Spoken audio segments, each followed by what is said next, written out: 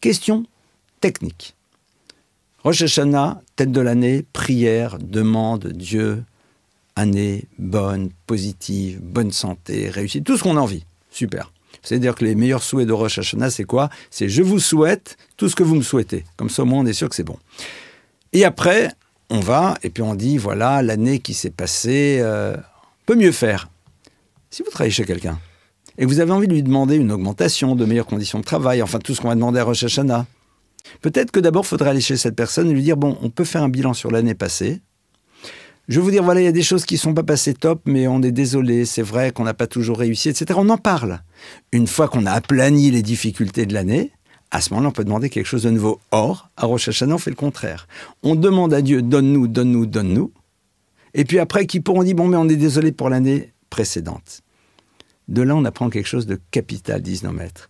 Rosh Hashanah, c'est la fête du projet. Traduction, c'est le moment dans lequel on se doit de nous interroger nous-mêmes. Qu'est-ce que nous allons faire avec l'année qui vient? À l'image d'une rencontre chez un banquier. Pouvez-vous, s'il vous plaît, me prêter 1 million d'euros? Avec plaisir. Seconde question, ou première question d'ailleurs que va me poser le banquier.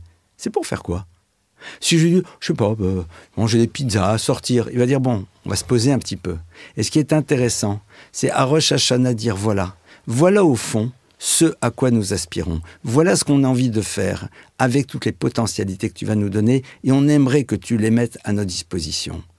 Une fois qu'on a réfléchi à ce qu'on allait faire dans l'année à venir, une fois qu'on a fini de réfléchir à ce qu'on allait faire de tout ce qu'on allait mettre à notre disposition, à ce moment-là arrive le bilan dans lequel on va dire « c'est vrai que l'année qui vient de s'écouler, on n'a pas toujours été à la hauteur de nos engagements. » Et au fond, on aurait peut-être aimé.